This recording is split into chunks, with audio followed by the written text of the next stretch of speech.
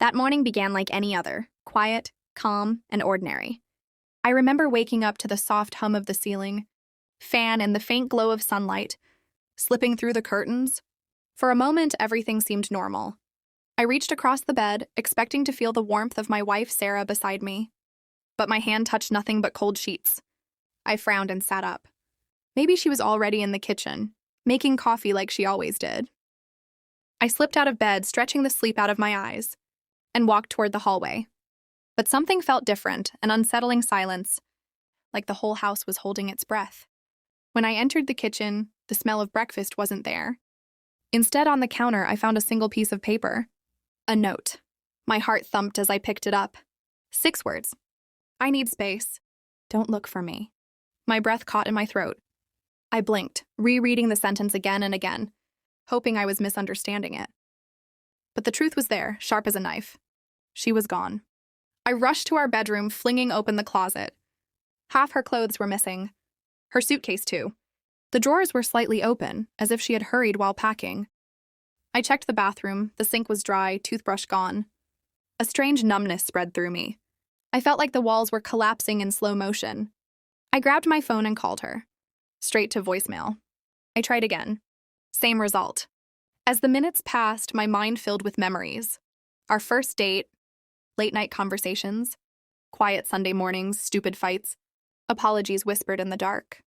Then the recent tension, the secrets she held behind her eyes, the messages she hid, the sudden distance I couldn't explain. But leaving, without warning, without a conversation, I sank onto the bed, the note still in my hand. The room felt colder, emptier, like she had taken the warmth with her. I stared at the photos on the wall, our wedding picture, vacations, family gatherings. They mocked me now, reminders of a life that seemed to crumble overnight. By evening, people were calling, family members, friends, but I had no answers. I couldn't even give myself one.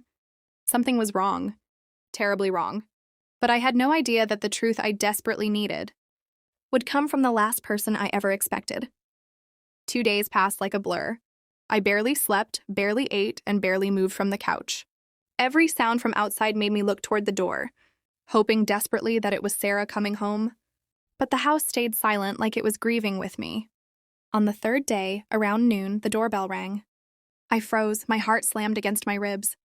I rushed to the door so fast I almost tripped. When I opened it, the breath left my lungs, not from relief, but surprise. It wasn't Sarah. It was her mother, Linda.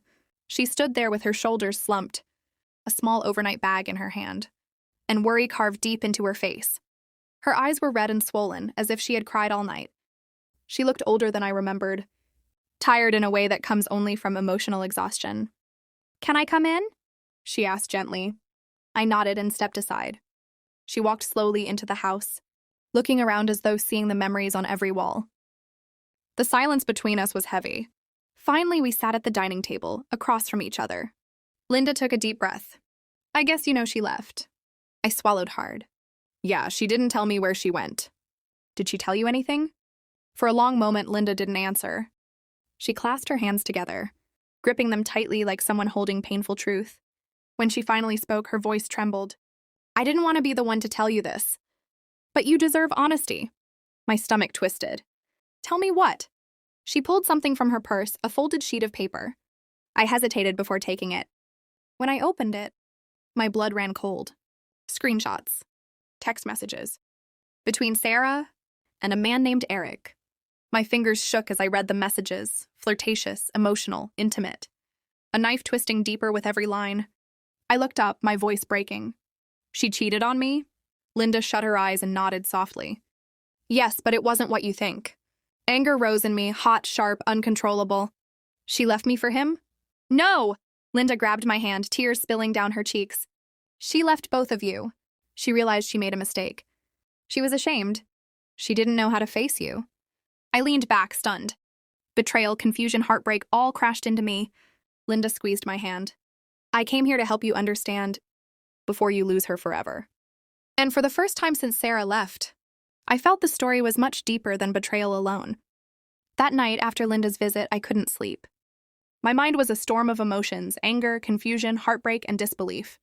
How could Sarah do this? How could the woman I trusted completely risk everything we had built together? I wanted answers, and I realized the only way to get them was to hear the truth directly. From Linda and from Sarah herself. The next morning, Linda stayed for breakfast. She moved carefully around the kitchen, brewing coffee and making toast. But there was an unspoken weight in the room. I watched her, waiting for her to speak. Finally, she set the coffee cups on the table and looked me in the eyes. She didn't cheat because she loved him, Linda said softly. She cheated because she felt lost, empty, alone, and she didn't know how to deal with it. I frowned, my anger flaring. Empty? She has me. She has everything she could want. Linda shook her head. You gave her everything, yes. But there was a wound she never shared with you. Something from before you met her. She hesitated, choosing her words carefully. She lost a child years ago, and she never recovered from it. It left her feeling incomplete, afraid, and vulnerable. And when Eric reached out, she felt noticed. She felt alive, even if only for a moment. I sat back, stunned. I had no idea. I had never known the pain she carried silently all these years. That explained the secrecy, the fear, the distance I had felt in her eyes lately. But still, the betrayal hurt, deeply. She ran because she didn't know how to face the truth, Linda continued. She was terrified of losing you forever. She didn't know how to apologize, so she ran instead.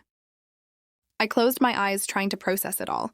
My anger softened slightly, not completely, but just enough to make room for understanding. She still loves you, Linda whispered. That hasn't changed. She just needed time to understand herself before she could face you again. For the first time in days, a sliver of hope appeared in my chest. Maybe it wasn't over. Maybe this wasn't the end of our marriage. Linda reached across the table and squeezed my hand. I came here to give you the truth. Now the rest is up to you. Whether to forgive, whether to talk, whether to heal. That's your choice. And at that moment, I realized the most important thing, the truth. Even when it's painful, has the power to begin healing. The next morning, the house felt different. The air was lighter, though the tension of the past few days still lingered. Linda was packing her overnight bag to leave. But before she stepped out the door, she turned and looked at me with a mix of seriousness and compassion. She left this for you, she said, handing me a small envelope. I took it cautiously, my fingers trembling. It was Sarah's handwriting. The paper felt heavier than any letter I had ever held. It carried the weight of guilt, regret, and love all at once. I unfolded it carefully. The words inside made my chest tighten. Sarah apologized for leaving without explanation, admitted the mistake she had made with Eric, and explained her fears, insecurities, and the loss she had carried inside her heart for years. She confessed that the affair was never about love for anyone else. It was a moment of weakness, a desperate search for validation in her darkest moments. At the bottom of the letter, her words were simple yet devastating.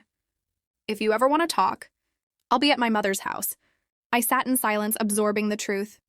The betrayal had hurt, yes, but now I understood it. I understood her pain, her fears, and her need for distance. For the first time since she left, I felt clarity, like the storm inside me was beginning to calm. I didn't know if I could forgive her immediately. Forgiveness was not instant, and trust wasn't something rebuilt overnight. But I knew that holding on to anger wouldn't help either. Healing had to begin somewhere, and that somewhere was now. I stood up, still clutching the letter, and made a decision. I grabbed my keys, stepped into the car, and drove toward Linda's house. Not because I had all the answers, and not because everything would magically be fixed, but because I realized that pain, honesty, and love are sometimes doors we must walk through even when scared, to reach understanding. As I pulled into the driveway, I saw Sarah waiting, a nervous expression on her face. Her eyes met mine, and in that moment, words weren't necessary.